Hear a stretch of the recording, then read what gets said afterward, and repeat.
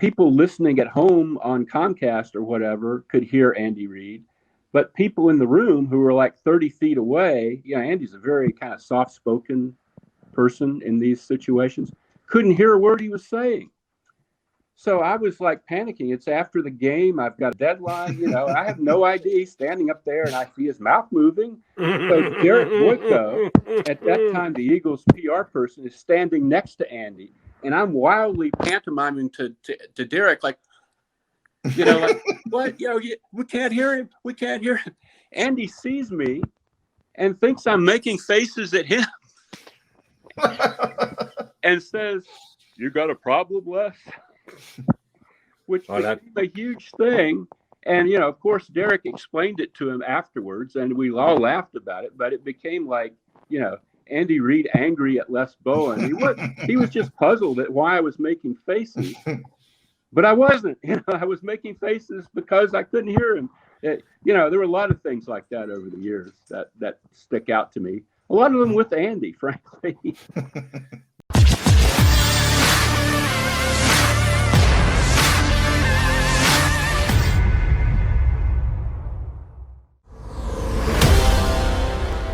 Get on as we speak. Hey, he just popped up. There's Les Bowen.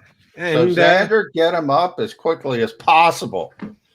We snap our fingers and we find Les Bowen. It doesn't get any better than that. How are you this morning, Les? I'm great, Jody. How are you? Good. We're very good, and we do want to pass along good well wishes from Connor Orr of Sports Illustrated, who was our guest earlier, and he heard me mention that we were having himself and you on the show today, and he said, I saw the news that Les was stepping away. Look at him as a mentor and a guy I've always looked up to. So know full well Connor Orr sends his regards, same as, I don't know, these two Mac and Mac guys that you said you'd hop on with. We appreciate you coming on board. Well, thanks. Yeah, and I was just saying, Les, while we were waiting for you to hop on, I'm jealous. You got so much love. I open up my email, all I get is hate. So I can't picture being as beloved as Les Bowen is right now. So I'm amazed. Clearly I should not have retired if I'm this good. Yeah, make sure you forward all those emails to your now former bosses. I've thought about that. Yeah. Well, I think you should think about it some more. Why was now the time for you to step back from all the great hard work you put in on Eagles over the years? Oh, a lot of reasons. I kind of was thinking next year would be a good time when I'd be 66 for Social Security and all that stuff. I wanted to get in one good year, normal year, without the Zooms and the, pandemic restrictions and so forth. But my wife's retiring this year from teaching. And we have a new regime in the sports department at the Inquirer that's going to be very different, not necessarily bad or anything, but. Les froze up on us. Les froze up on us. Oh, and that's a great picture of him, too. Can you capture that and save that? That would be phenomenal. I was going hopefully it pops back, and probably Les got on late, so it's probably not the best Wi-Fi. It's always good to plug in, but I was going to say, and I assume, Jody, that Les lost in rock, paper, scissors. Oh, no.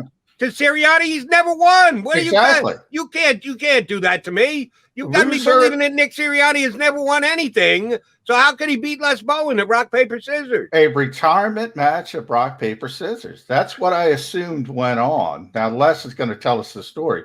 So it's not a retirement loss to Nick Sirianni in rock, paper, scissors. No, not that. No, we never got around to that. Sadly, it's one of those great one of the great what might have happened. What ifs, yeah. Philadelphia sports history. But no, it was new regime in the sports department. Not a bad thing, but I'd worked for someone there that I'd known for more than 35 years. At 65, proving yourself to a new boss and maybe reinventing yourself somehow if he has new ideas. You guys have all been through stuff like this, sure. It just didn't, it didn't appeal to me that much. And then, all that said, I would have still done it, but they came up with this buyout package. Like a lot of media companies, I think the Inquirer and Daily News combined a few years ago. There's a lot of staff, a lot of older staff, because so many of us are boomers, and it's, they offered me basically, I wanted to work until like spring, early summer next year, and they offered to pay me for that without me doing the work. So, seemed like a good thing. Les, I'm hoping you're not going to Florida that quickly. You are going to be here through training camp. Is that sort of the transition period? Well, I'm not going to be working at training camp. And that's fine with me, because frankly, after I've done 19 training camps, and that's kind of enough. Standing out there in August getting, skin cancer is, it's not the most something I like. positive part. I love the season. I wish I could just fast forward and cover the season again, but you can't have everything, And I really am curious about Nick Sirianni's first year and what it's going to be like. But I'm kind of on vacation now. So if they trade Zach Ertz, I might have to jump in or something like that. But I'm kind of done. Okay. Oh, but that's disappointing, because I wanted to have the opportunity to say goodbye over the summer. So I'll do it here. And by the way, we're going to keep calling you. So if you don't go to Florida, I'm going to keep texting you to come up. No interest in Florida. I grew up in North Carolina. Florida is hot and it smells bad. Now, it's interesting, Les, because I did not know, you mentioned your wife. She was hired first. Yeah. And then you kind of forced yourself into the building and never left. Tell that story. That's a great story. That's kind of the story of my life. But it was really kind of the same way with my first job in Charlotte. Although I wasn't married, I started working in Charlotte at the paper when I was 19, when I was a sophomore in college, just sort of answering phones and stuff and getting dinner for people, who were working on the desk and things like that. And I kind of weaseled my way in there and got hired when I graduated from college full time. But then I'd been there about 5 years full time. And I met my wife, married my wife there in Charlotte and at the Observer. And she got a job at the Inquirer. And we were still really young at the time. And I felt like, okay, I've got to come up here with my wife. If nobody hires me, I'll go to graduate school or something. I wasn't that worried about it. But I got what was supposed to be a temporary job at the Daily News as a copy editor. Ended up copy editing for about 5 years, which was really good for me, because coming from Charlotte, which at that time was not a major league market in any sport. There was no Hornets, there was no Panthers. It was NASCAR and the ACC, was everything down there. And Ric Flair. Yeah, Ric Flair. Yeah. And minor league baseball. There was a AA Orioles affiliate. But, other than that, you ended up interviewing like 12-year-old tennis players and stuff in the summer, I just wasn't, it was not a market like this market. It still isn't, frankly, for a lot of reasons that people would be bored to hear about. But, 5 years of editing and reading Mark Wicker, Ray Didinger, Rich Hoffman, Stan Hochman, people like that really kind of prepared me for writing in this market. And I needed that. I really did. It worked out very, very well. That's great to hear. I need to answer this question because I've only been a radio guy. They got me doing YouTube now, which is basically the same as radio, except you look at the camera. But I've never been a writer in my entire life. You two guys have been. Did you sign a no-compete, Les, when you signed your last contract with the Daily News? Are there any restrictions? If there was a website that came to you and said, Les Bowen, we can't believe you're not going to be covering Eagles this year. We'd like you to do that for us. Would you? Give us the breakout on the contract stuff. That's an excellent question. I haven't really signed any of the documents yet because I'm technically on vacation until August 1st. And I think closer to that date, they'll have me sign a bunch of stuff. I don't know what the restrictions will be. I'm hoping there aren't any. I guess it would depend on what I was asked to do. I would love to have an outlet to still write about things, but I really don't want to be like I'm out at dinner and I've got to rush to my laptop because they signed the 3rd round draft pick. I don't need to do that anymore. But I am interested in doing some writing, not on a 8-hour a day, 5-day a week basis, but I am interested in doing some things here and there. So yeah, if anybody's listening to this that has such plans, throw it out there just in case. I'm amenable. Yes. Yeah. I don't think you're going to have a problem there, Les. I do want to talk about your career. And for people who don't know, Les covered the Flyers for a very long time before he switched over to the Eagles. So when you look back at your career covering sports in Philadelphia, whether it is Flyers, Eagles, what did you enjoy the most? Obviously, the draft picks and sort of the grind of the daily stuff is not that fun. But what was the fun part for you? Well, the games I always, and there again, this is one of the reasons it's probably a good time for me to step away. I think game stories have gone the way of the dodo bird in journalism. And editors always talk about them as being recaps of the game. That's not ever what I tried to do. I always tried to place, particularly with the Eagles, where there's only 16 of them in a year. What you do is you put into the mosaic of the season how this fits what has happened previously and what was expected, and you weave all that together with what you saw, and that's one of the things I thought I was good at. I wasn't good at that much, but I thought I did that well. And that was big to me. I enjoyed that. I enjoyed the big events, for a long time when budgets were different at the Daily News. I'd go to the Super Bowl for the week, even if the Eagles weren't there, which usually they weren't, and combines and drafts and things like that, the league meetings. It's great from an informational standpoint, but it's also, there's a camaraderie, as you guys know, with other journalists, and you hang out with people that you get to know over the years, and you renew those acquaintances. And it's kind of it's almost your work family, because you don't really work in a newsroom the way that some news reporters do, where you show up every day and sit at a desk. I've done most of my work either at home or at NovaCare the last 19 years. So, that's your group, your cohort. And I'll miss that quite a bit. And when I covered hockey, that was because you spend so much time on the road, that group was probably a stronger group for me than the football group. And, I miss those days quite a bit. Let me follow up there. And this is a personal judgment / statement followed by a question for you. You've been a travel with the team, go on the road, have to talk to guys day in and day out reporter. I've not. I've been a talk show host, and I get guys on as guests periodically, but my own personal experience is hockey guys are easier to deal with than football guys. They're just better interviews, more laid back, more accessible than football players are. That's my belief. I want you to either confirm or deny. If you agree, why do you think that is? Why do you think hockey players are more accessible, more relatable, more easy to get information and maybe a taste of personality out of them? Well, I would say, Jody, first of all, it was certainly true when I covered hockey, but that was nearly 20 years ago now. I don't really know what today's players are like.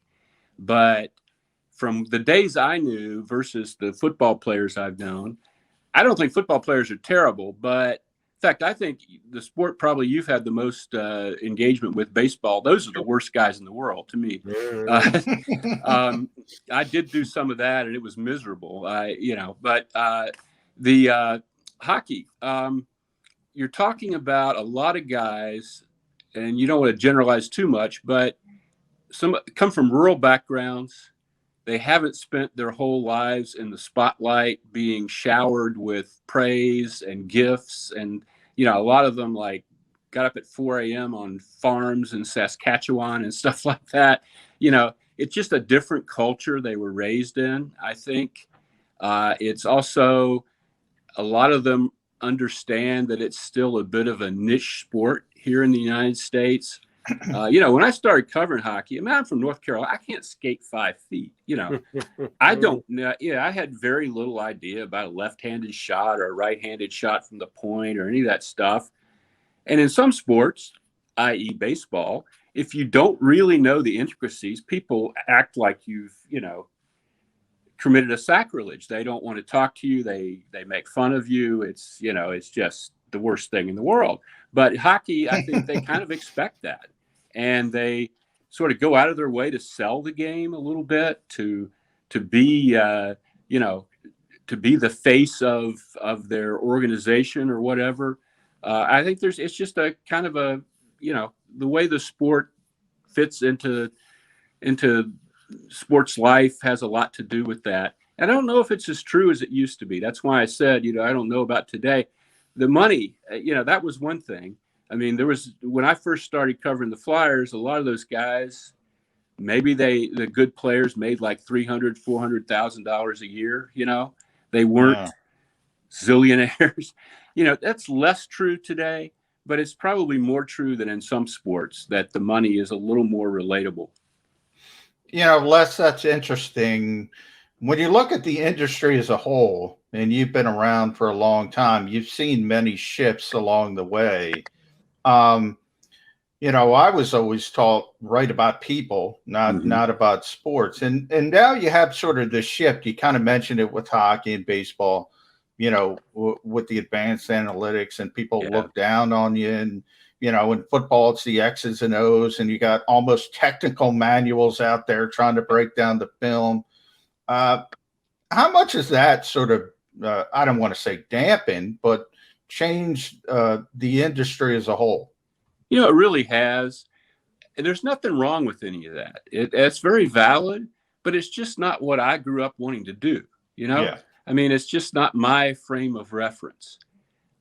You mentioned hockey. If I were to cover hockey again, I'd have to figure out what Corsi is and all this stuff, that I don't want to know. I mean, it's the same way with the X's and O's. I can kind of get through that if I have to do it in a story. I always have to look up to remind myself exactly which, what a 3 technique is and the 5 gap. I mean, I it's just not that. It doesn't move me. It's not. And I think also with the access to game tape, everybody wants to be a film analyst now. But about 1 out of every 10 actually know what the hell they're claiming they know when they look at this film, and I find that kind of aggravating, frankly. But, it's a different, and another thing, in the coming years, you guys know this, the whole betting thing is going to become something that people write about in and of itself. And here again, not something that really interests me that much in terms of a writing subject. I just don't want to write about odds and overs and unders and things like that. And nothing wrong with people who do, but that I not me. No. All right. Since you went there and used a specific word, you formulated my follow-up question. Odd, not odds, but just odd. Who is the player who you covered overload your many years, hockey, football, either way, who is just odd, who you couldn't get a grasp on? You think you're a pretty good judge of people's personalities and the like. I do, John does. We all do. If we're in this business, we think we can read between the lines with personalities and guys just by the answers they give us when we ask them questions. Who was someone who just rung odd to you that you could never figure out, that Les Bowen was going to get to the bottom of it and you never did? That's an interesting question, and one that I could probably ponder for quite a while. Get used to it, because if you're going to do this retirement thing for sure, this question is going to be repeated to you 20 times over the next 2 months. Well, one guy that certainly, is an easy answer there is Danny Watkins, the Eagles' first-round draft pick, 2011. Who presented. I did a lot with him that year. I went to British Columbia after he was drafted and talked to. The story was, of course, that he had been a firefighter in Kelowna, British Columbia, which is a beautiful place in the wine country of British Columbia on a big lake. He had been a firefighter there as a teenager and had gone down to junior college in California to get a firefighting certificate. And it turned out to be a two-year school that produced a lot of football talent. Aaron Rodgers went there. And, they talked him into playing football because he was huge and nimble. And he got a scholarship to Baylor and protected RG3's blind side and became a first-round talent. And he presented himself as this really, hardworking, smart, solid, salt of the earth, kind of like what we were talking about with Canadian hockey players, guy that was going to, he had the fact that he hadn't played the game until he was 21 was a bit of a problem. And the fact that he was 26 when he was drafted might have been a bit of a problem. But everybody thought, even scouts from other teams, it wasn't just the Eagles, that he would be a solid cog that you could plug in there for 5-10 years. And it turned out they made it had to play guard in the NFL because his body type wasn't really a tackle body type. He wasn't long and lean. And he got inside and he couldn't figure out how to do it. And he wasn't interested in doing it. It's kind of like what I was saying about not being interested in writing about betting or something like that. Yeah. They presented him with, okay, you're going to have to learn, how to pass off these games and which guy to take in this situation. And he just kind of looked at it and thought, nah, I don't care. And didn't do the work and failed miserably and spent all of his time hanging out at firehouses. And finally was out of the league in a couple of years, and he got some money out of it, and now he fights fires in a suburb of Dallas, no less. And I tried to do a story on that, by the way. This year was the 10th anniversary of that draft, and Danny, through his agent, password that he had no interest in talking to me about it. Even though, I did that big story on him when he was drafted. I knew his parents from that. It wasn't like we were adversaries. But, weird guy.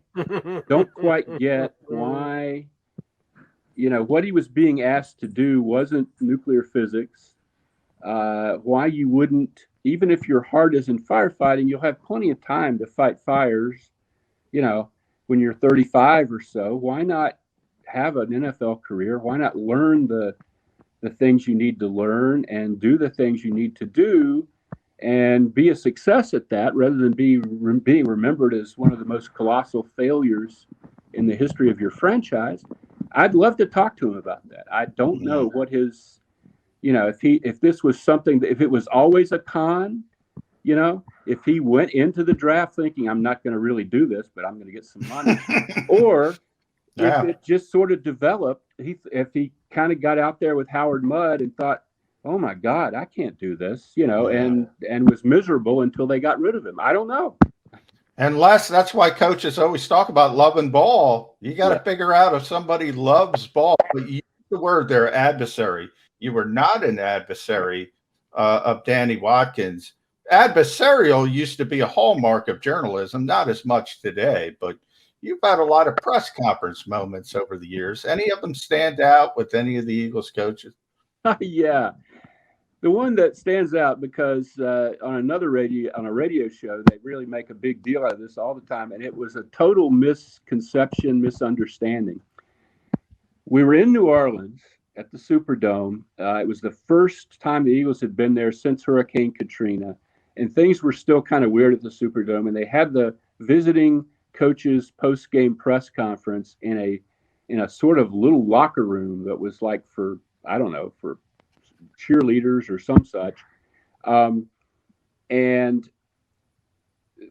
Andy Reid was at the far end of this long, narrow place, and the cameras and the reporters were at the back, and he starts talking.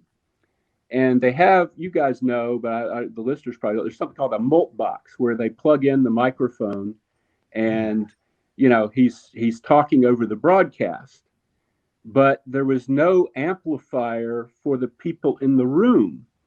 So people listening at home on Comcast or whatever could hear Andy Reid, but people in the room who were like 30 feet away, Andy's a very kind of soft-spoken person in these situations.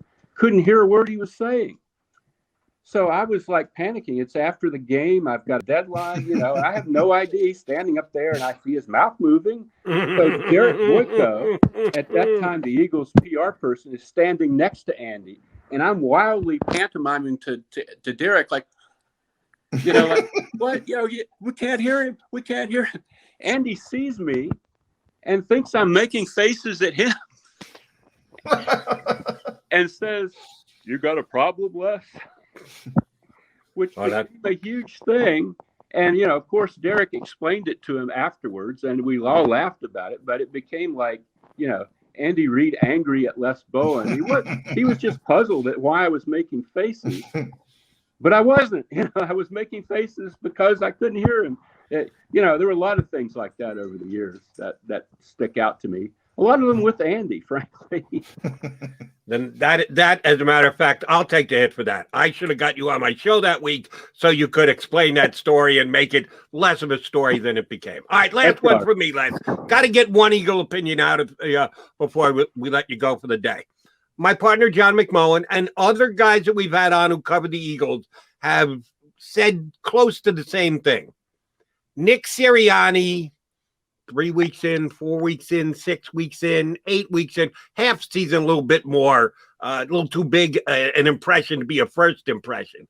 But that it's either going to go really well for Nick Sirianni or it's really going to go pretty poorly for Nick Sirianni. That the middle ground is probably not where he's going to land. Either the Eagles are going to win some games and he's going to be rah-rah and the players and the fans are going to buy into it, or they're going to get off to a really bad start and people are going to go, we can't have this high school guy coaching the Philadelphia Eagles.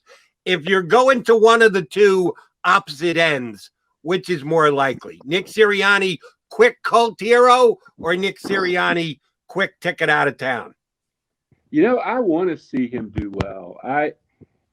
He's so enthusiastic and so exuberant, and we've not had that, frankly, coaching the Eagles in the time that I've been around them. Nothing against anybody that's coached the Eagles, but that was not Andy's personality. It was not Chip Kelly's personality. It was not Doug's personality.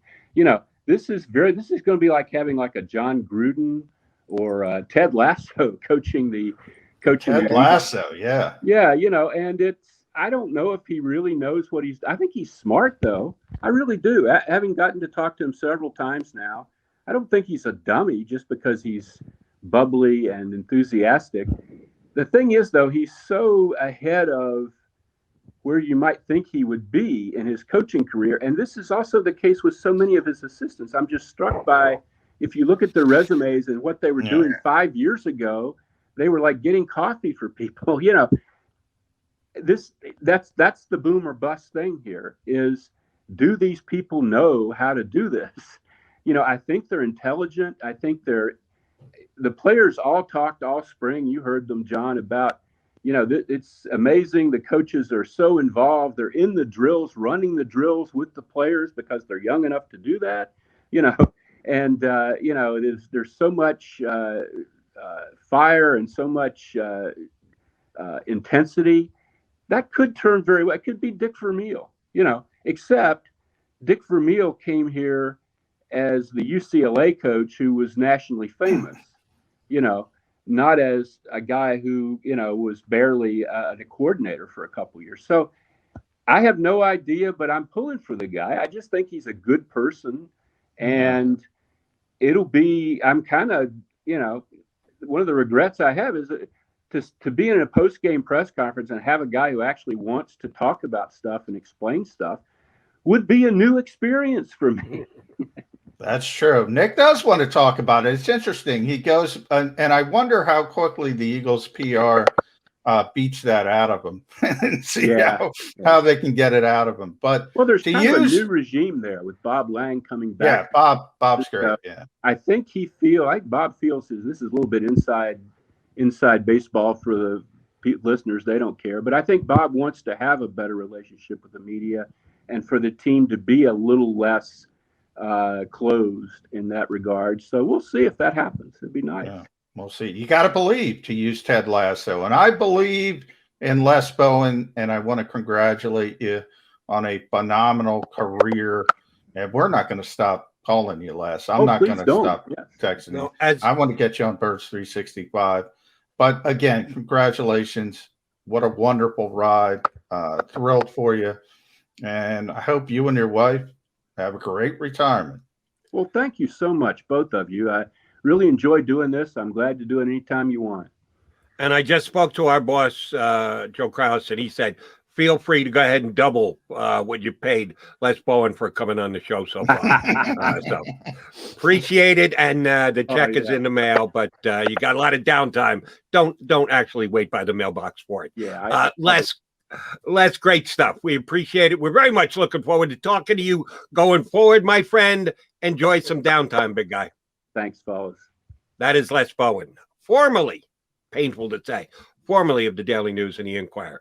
Has done a great job covering the Eagles over these last years, and he will be missed. All right, we will not miss out on putting a bow on the show. Only got a couple of minutes left. Stay right here on Birds 365. If you missed any of today's show on the JAKIB Media channel, listen to the podcast on your way home. Available on YouTube, Apple, and Spotify.